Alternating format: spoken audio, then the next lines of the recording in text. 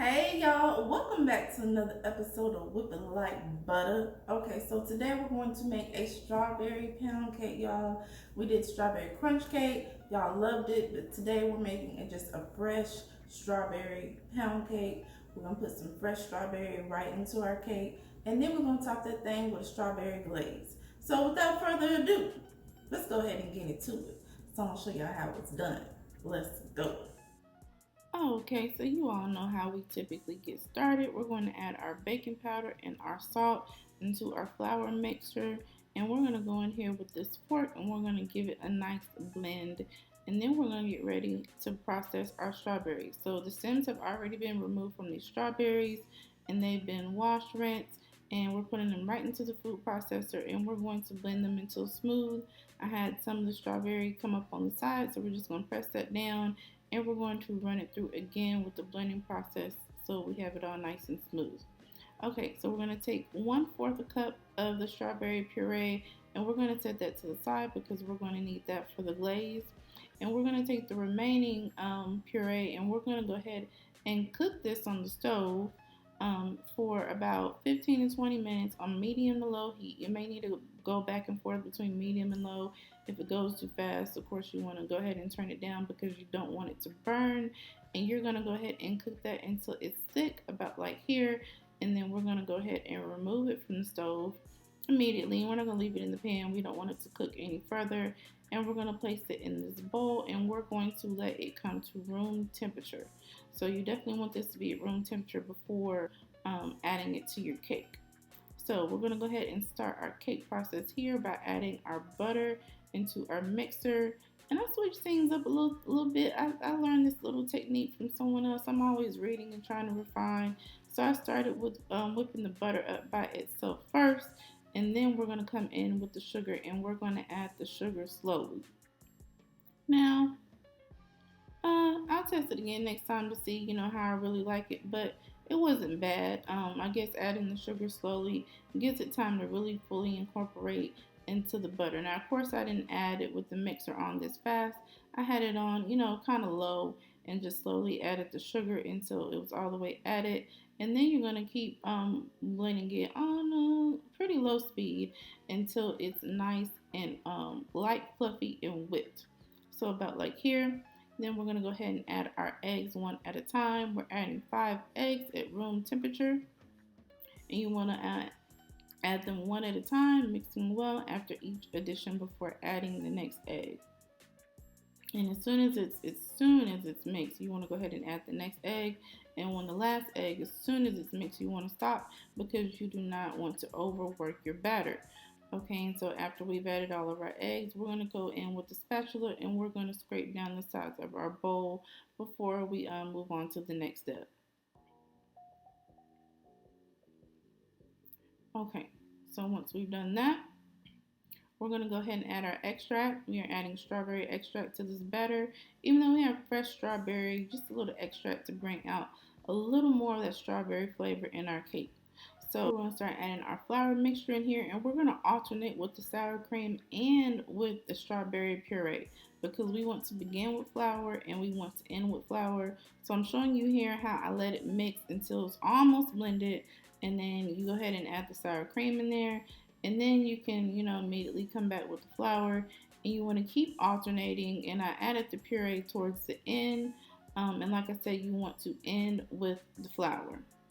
So I'm showing you this process. You can add it in 3 parts since we're doing, we added 3 cups of flour into this recipe, or you can kind of do 4, kind of cut the last cup in half so you can squeeze that puree in there.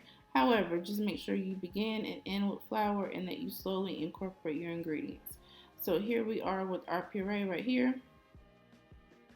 Just dump that right into your mix. Now, my batter it was pink when we finished this process, but it didn't come out really pink when the cake was complete.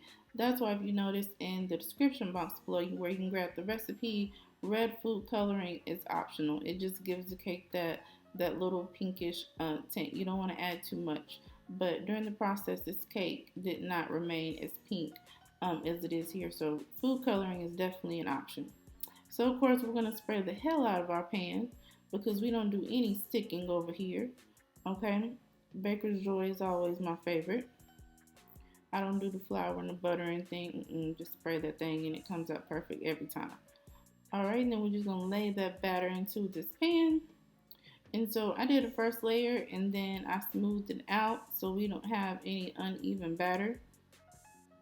And then went ahead and finished laying the rest of the batter on top. Okay, so here we are with that first go round. Just with your spatula, or you can use the back of a spoon if you don't have a spatula. Everybody doesn't have, utensils. I try to remember to give y'all alternate suggestions sometimes. So we bake this cake on 325 degrees for an hour and 15 minutes. Make sure that you allow your cake about 20 minutes to cool before you invert it onto your plate. And voila, we have our strawberry cake here. Now we're getting ready to go ahead and start on the glaze. So here are our ingredients. We're going to start by putting our powdered sugar into our to a larger bowl because you want a little room to get this thing done. I mean, you can do it in a small bowl, but I like room. So I can make sure that I blend everything like evenly. I can just really spread out. So we're adding our strawberry puree in here that we reserved from the beginning. And just go ahead and give that a mix in using the spatula. Okay, and then going ahead and adding the vanilla in there. Now I went ahead and really mixed in the puree to get that into the batter because we're using a tablespoon of milk, but y'all, cooking everything is also by using your senses. So if a tablespoon of milk was going to be too much with how loose the puree was or anything like that, then I wouldn't have added the whole tablespoon. So really gauge, how thick you want your batter for your icing by just, looking, and you can raise the spatula up and kind of see how it falls off the spoon. You can do a drip test onto your cake, things of that nature. So I just went ahead with it here and just added a tablespoon because it was already kind of thick when I was doing the mixing process. And so I figured that I wouldn't have any issue with my batter being too runny. But if that happens, you can always add more powdered sugar, okay? So we're gonna go ahead and lay that glaze. Ooh, look at that. Lay that glaze right there on that cake. As you wish, just go ahead and spread your glaze around, and you want to allow it like 20 minutes, so give it some time to harden if you're ready to go ahead and cut and serve this cake. But we had to throw a little decoration on there, so I just went ahead and I bought some extra strawberries, so I always try to buy like extra fruit if I'm going to use it for decorating. Rinse those really good, left the stems on because they add an extra pop of color, and just lay your strawberries on there in any way that you like. And you can also add a dusting of powdered sugar. That would definitely be pretty too. But y'all stick around because we're getting ready to go ahead and get into the taste test. Okay, y'all, here is our pound cake. Doesn't that look divine? Yes. Okay, so if you want your pound cake to have more of a strawberry look, okay, of course you can add more strawberry or you can just add some red food coloring. But look, this cake is just fine like it is. We're gonna go ahead and give this a taste.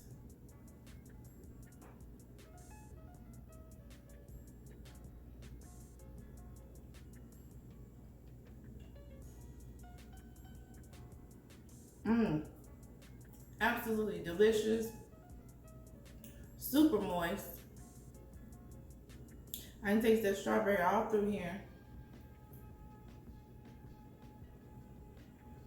The glaze is nice and light and very complimentary to this cake. So y'all go ahead and get in the description box and grab this recipe. Don't be stingy. Make sure that you share, like, subscribe, and we'll catch you next time over here at Whip It Like Butter.